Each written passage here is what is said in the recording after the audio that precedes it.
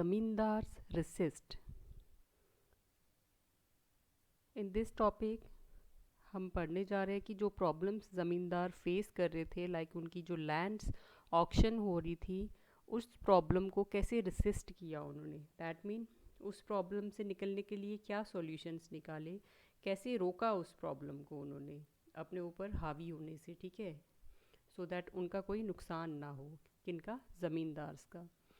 सो यहाँ पे हम देखते हैं जो रूरल एरियाज़ थे, ज़मींदार की अथॉरिटी, दैट मीन ज़मींदार की पावर वहाँ पे टोटली कोलैप्स नहीं हुई थी। थोड़ा फ़र्क तो पड़ा था, बट हम ये नहीं कह सकते कि उसकी कुछ चलती ही नहीं थी रूरल एरियाज़ में। ये थोड़ा थोड़ा तो उसका पावर वहाँ पे चलता था। यहाँ पे उन्होंने कहा है कि रेवेन्यू की प्रॉब्लम्स वो फेस कर रहे थे, ठीक है, हाई रेवेन्यू की प्रॉब्लम फेस कर रहे थे, और उसकी वजह से लाइक हाई रेवेन्यू वो पे नहीं कर पा रहे थे ज़मींदार, और उनकी जो लैंड्स थी वो ऑक्शन होने पे आ गई थी। यहाँ पे स्टेट्स जो वर्ड लिखा है बेसिकली ये लैंड के लिए है, कि ज़्यादा लैंड, बिग लैंड्स, तो स्टेट वर्ड यूज़ किया उसके लिए। तो उनकी स्टेट्स जो थी ऑक्शन होने पे आ गई थी, तो ये प्रॉब्लम बन गई थी उन ज़मींदार्स के लिए।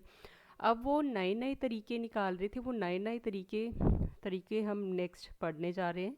तो वैरायटी ऑफ वेज उन्होंने निकाले इस प्रेशर को सरवाइव करने के लिए, मतलब इस प्रेशर से निकलने के लिए, ठीक है। तो नई स्ट्रैटेजीज जो बनाई उसमें से पहली स्ट्रैटेजी जो थी वो क्या थी, फिक्शियस सेल। ये मैंने आपको यहाँ पे बताया है कि वो फिक्शियस सेल मतलब नकली सेल की बात करेंगे, ठीक है। फिक्शियस सेल कैसे है, पहली स्ट्रैटेजी जो है वो फिक्शियस सेल है। इस पे जो है राजा ऑफ बुर्दवान ने सबसे पहले क्या किया, अपनी प्रॉपर्टी को ट्रांसफ़र कर दिया, ठीक है, अपनी मदर के नाम के ऊपर। सो दैट कंपनी ने एक रूल बनाया था कि औरतों की प्रॉपर्टी जो है वो नहीं ली जाएगी। तो उन्होंने अपनी प्रॉपर्टी बचाने के लिए, बुर्दवान राजा ने अपनी प्रॉपर्टी बचाने के लिए क्या किया, अपनी मदर के नाम के ऊपर अपनी प्रॉपर्टी का ट्रांसफ़र कर दिया, ठीक है। एक तो स्ट्रैटेजी ये थी। अब दूसरा मूव क्या था उनका, दूसरी स्ट्रैटेजी क्या थी, वो ये थी कि जो एजेंट्स थे, ज़मींदार के जो एजेंट्स थे, जो लॉयल एजेंट्स होते थे उनके, वो क्या करते थे, ऑक्शन में जाते थे, ठीक है। दे मैनिपुलेटेड ऑक्शंस। अब रेवेन्यू डिमांड जो थी कंपनी की वो डेलिबरेटली रोक देते थे, ठीक है, and unpaid balances were allowed to accumulate, और ऑर्डर्स आते थे कि अनपेड बैलेंसेस कलेक्ट किए जाएं, ठीक है। और जैसे ही जो स्टेट्स ऑक्शन होती थी तो ज़मींदार के मेन जो लॉयल, हमने ऊपर पढ़ा, जो लॉयल उनके एजेंट्स होते थे वो क्या करते थे, उस ऑक्शन में बैठ जाते थे, ठीक है, और दाम लगा देते थे ज़्यादा। जैसे कि ऑक्शन है तो मैं भी वहाँ पे हूँ, कोई और पर्सन वहाँ पे है, तो ऑक्शनिंग आपको पता है कैसे होती है कि जो दाम ज़्यादा लगाता है प्रॉपर्टी उसकी हो जाती है, ठीक है। तो ये राजा के जो एजेंट्स वो क्या करते थे, दाम ज़्यादा लगा देते थे, तो जो दूसरे बाइडर होते थे वो उठ के चले जाते थे, ठीक है, क्योंकि इतना वो पे नहीं करना चाहते थे इस लैंड के लिए। अब जिसने दाम लगाया है बाद में उसके नाम के ऊपर डॉक्यूमेंट बनते हैं, वो पे करता है सारा, है ना। तो अब यहाँ पे दाम तो लगा दिया एजेंट्स ने, और दूसरे बाइडर उठ के चले जाते हैं। अब वो परचेज़ नहीं करना चाहते इस स्टेट को। अब यहाँ पे जब बारी आती है पैसे देने की तो वो मना कर देते हैं। कौन मना कर देते हैं, जो ज़मींदार के एजेंट्स हैं वो मना कर देते हैं पैसा पे करने के लिए, ठीक है, उस ज़मीन को परचेज़ करने के लिए, क्योंकि ज़्यादा पैसा है, ठीक है, हाई अमाउंट है। तो फिर से ब्रिटिशर्स को ऑक्शन करना, रीऑर्गेनाइज़ करवानी पड़ती है, मतलब दोबारा से सेटअप लगाना पड़ता है पूरा ऑक्शन के लिए, और फिर से रीसेल की जाती है, फिर से सेम प्रॉब्लम क्रिएट हो जाती है। अगेन ज़मींदार के एजेंट आते हैं, वो परचेज़ बोली तो लगा देते हैं महंगी, बट फिर परचेज़ नहीं करते, पैसा ही पे नहीं करते। इसी तरह से सिस्टम ऑन एंड ऑन, मतलब बार बार चलता रहता है। फिर से ऑक्शनिंग होती है, फिर से एजेंट बैठ जाते हैं, फिर से पैसा पे नहीं करते, फिर से ऑक्शन करनी पड़ती है। मतलब इस तरह से एंडलेसली रिपीटेड वे में ये सिस्टम चलता गया, ये प्रोसेस चलता गया। और इस प्रोसेस से जो ऑफिशियल्स थे वो भी एग्जॉस्ट हो गए, जो बाइडर्स बाहर से आते थे वो भी एग्जॉस्ट हो गए थे, ठीक है। एंड द एंड उन्होंने ऑक्शनिंग पे आना ही बंद कर दिया, और ये एंड में क्या हुआ, लास्ट में स्टेट जो थी लो प्राइसेस पे दोबारा से ज़मींदार को दे दी जाती थी। जिस ज़मींदार से वो लैंड ली होती थी उसी ज़मींदार को वापस दे दी जाती थी थक हार के, ठीक है। एंड इसके साथ ही यहाँ पे आप देखेंगे जो ज़मींदार जो है उन्होंने कभी भी रेवेन्यू पे नहीं किया, फुल रेवेन्यू नहीं पे किया। और जो कंपनी है उसे भी बहुत कम ऐसे मौके आए जब लाइक अनपेड बैलेंसेस पाइल होते गए, और बड़े कम मौके आए कि कंपनी को पूरा रिकवर करने का मौका मिला। कंपनी ने जो हम कह रहे हैं कि रेवेन्यू डिमांड्स ज़मींदार से उन्होंने ज़मीन सिंपली यहाँ पे कहा गया कि ज़मींदार ने उनको पैसा दिया टाइमली, ये भी बहुत कम मौके आए कंपनी के लिए, ठीक है। और इसी तरह से अनपेड बैलेंसेस मीन जो ड्यूज थे, पैसे जो थे उधारी बढ़ती जा रही थी, ठीक है, किसकी, ज़मींदार की। अनड्यूड बैलेंसेस जो थे वो पाइल्ड अप होते जा रहे, दैट मीन उसका ढेर लगता जा रहा, बढ़ते जा रहे थे वो, ठीक है। अब इस तरह से उन्होंने कहा है यहाँ पे कि इस तरह की ट्रांजैक्शंस जो थी वो ग्रैंड स्केल पे हुई बिटवीन 1793 से लेके 1801। ट्रांजैक्शन कौन सी बात करिए, ये जो मैंने पीछे आपसे बात करी कि से ऑक्शन होती थी, ऑक्शन में एजेंट्स चले जाते थे, मतलब धोखाधड़ी करके उनके साथ, या वो हम कहेंगे ब्रिटिश ऑफिशियल्स को बेवकूफ़ बना के ज़मींदार के पास ही वो लैंड रखना, ये वाले इंसिडेंट्स जो थे 1793 से लेके 1801 में ज़्यादा हुए।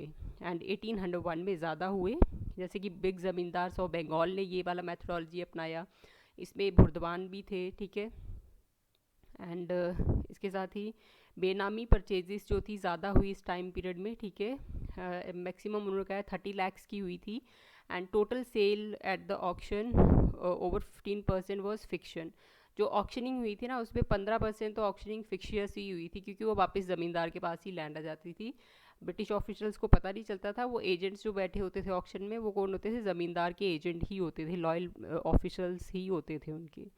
नेक्स्ट है, एक और तरीका था रेवेन्यू से बचने का, वो क्या है, यहाँ पे आपको बताया कि जब ज़मींदारी से लाइक बाहर के लोग जब बुलाए जाते थे ऑक्शन में, ठीक है, तो वो पोजेशन नहीं ले पाते थे। अगर उन्होंने ख़रीद भी ली ना ज़मीन तो वो पोजेशन नहीं ले पाते थे उसका। वो कैसे, क्योंकि जो एजेंट्स थे वो अटैक कर देते थे, ठीक है। रठियाल्स जो थे ऑफ द फॉर्मर ज़मींदार्स, ठीक है, वो अटैक कर देते थे, उनको मार के भगा देते थे वहाँ से। एंड इसके साथ ही समटाइम्स जो है रियॉट्स जो हैं वो रेसिस्ट करते थे एंट्री ऑफ द आउटसाइडर्स। रियॉट्स नहीं चाहते थे आउटसाइडर्स के अंडर काम करना, ठीक है, समटाइम्स वो ही मना कर देते थे।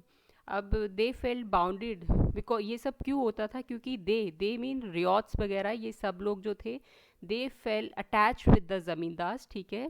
दो अ सेंस ऑफ लॉयल्टी थी उनके बीच में ज़मींदार के प्रति, एंड उनकी लाइक वो अपने आप को प्रजा मानते थे, जैसे राजा की प्रजा होती है वो यहाँ पे मानते हैं कि ज़मींदार के अंडर वो काम कर रहे हैं, तो वो उनकी प्रजा है, तो उनका काम बनता है कि वो लॉयल रहे ज़मींदार की तरफ, जब ज़मींदार प्रॉब्लम में है तो वो उनकी हेल्प करे, ठीक है। बट ये some, not all the ryots, some ryots, ठीक है।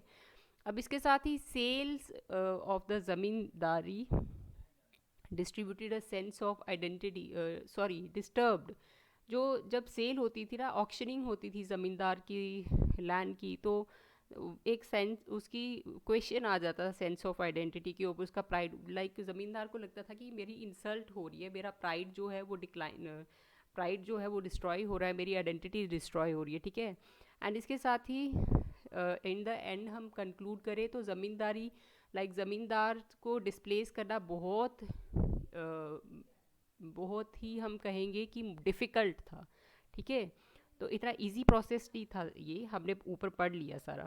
अब by the beginning of the 19th century जो depression in the price was over, that mean जब 19th, ये तो हम पीछे की 17th सेंचुरी की बात कर रहे हैं, 16th सेंचुरी की बात कर रहे हैं, बट जैसे ही 19th सेंचुरी का टाइम आया तो डिप्रेशन जो था इन प्राइसेस वाज ओवर, ठीक है।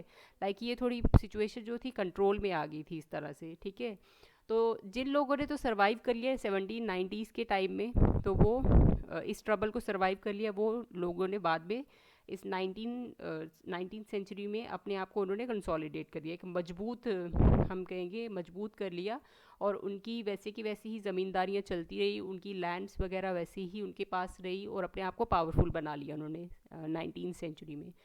अब रूल्स जो रेवेन्यू के पेमेंट के 19th सेंचुरी में वो भी चेंज हुए, ठीक है, थोड़े से फ्लेक्सिबल हो गए, थोड़े से लाइक जो हाई रेवेन्यू लिए जाते थे वो थोड़े से डिक्लाइन कर गए, लाइक थोड़े कम प्राइसेस कर दिए रेवेन्यू के।